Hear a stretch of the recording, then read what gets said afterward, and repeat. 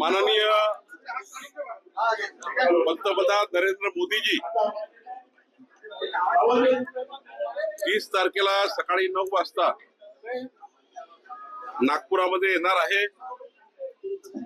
माननीय मोदीजी रेशीम बागला जाऊन नंतर मग दीक्षाभूमीला जाणार आहे। साधारण 9:30 वाजता दीक्षाभूमीला जातील। साधारण 10 वाजता जवळपास माधव नेत्रालयाचा कार्यक्रम त्या ठिकाणी जातील आणि नंतर डिफेन्स करता जे एक्सपोर्ट करता डिफेन्स करता अत्यंत आधुनिक तंत्रज्ञानाच्या आधारावर जे त्या ठिकाणी नवनवीन साहित्य जे डिफेन्स करता बनतं ते सोलर पॉवर या ठिकाणी मला वाटतं मोदींची भेट आहे। हा दौरा माधव नेत्रालयाकरता आहे, पण सोबत आता हे कार्यक्रम आहे। भारतीय जनता पार्टी स्वागताकरता संपूर्ण तयारी करता आहे।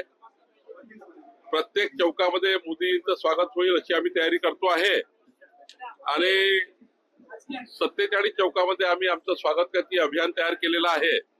याकरता आज बैठक आहे। मी दीक्षाभूमीलाही जाणार आहे, माधव नेत्रालयातही जाणार आहे आणि संपूर्ण व्यवस्थेची पाहणी करणार आहे। माझी पोलिसांसोबतही चर्चा झाली आहे। निश्चितपणे हा दौरा चांगला होईल आणि मोदींच्या येण्यामुळं आमच्या विदर्भात नागपूर शहरामध्ये आनंदाचा एक चांगला वातावरण तयार झाला आहे। सौगाते मोदीच्या माध्यमातून कुठेतरी उद्धव ठाकरेंनी टीका केली आहे, हिंदुत्व सोडलं का हे जाहीर करावं मोदींनी। सौगाते काय सौगाते मोदी उद्धव ठाकरेंने टीका केली आहे, सोडलं का ईद निमित्त किट वाटप केले जात आहे। सौगाते मोदीचं किटचं नाव आहे, या किट वाटपावरून टीका होती। माननीय पंतप्रधान मोदीजींनी रमजान ईदच्या शुभेच्छा सर्व देशभक्तांना दिल्या आहेत, पण देताना भारतीय जनता पार्टी महाराष्ट्र आणि केंद्राच्या भाजपाच्या मायनॉरिटी युनिटनी एक कार्यक्रम मुस्लिम बांधवाच्या रमजान ईदच्या माध्यमातून तयार केलेला आहे आणि हा भारतीय जनता पार्टीचा कार्यक्रम आहे।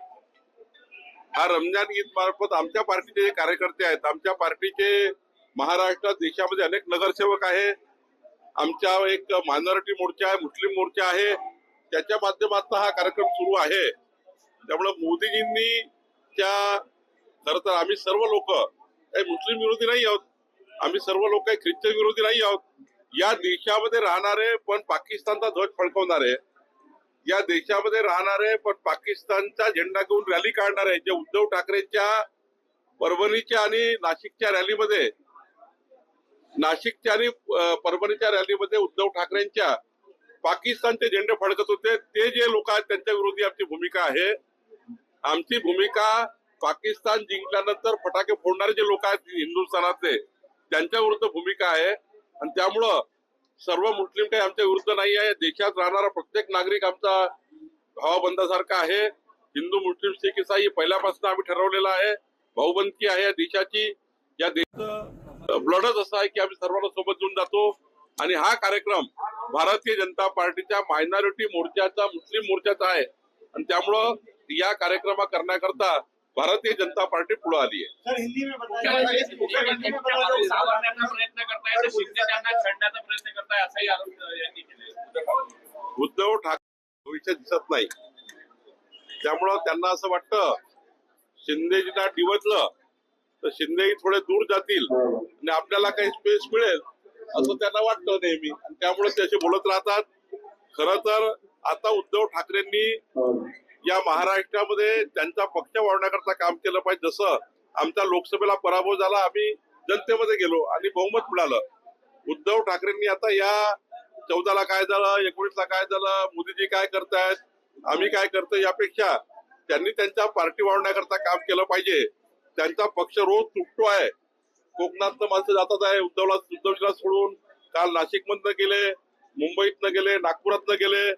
उद्धव ठाकरेजी त्यांच्या राहिलेल्या कार्यकर्त्याला सांभाळण्याकरता काही वेळ दिला तर काही पार्टी तरी त्यांची वाचेल, नाहीतर पार्टी रोज त्या ठिकाणी फुटतायत। आता सांगलीमध्ये त्यांचे एक मोठे नेते निघून गेले।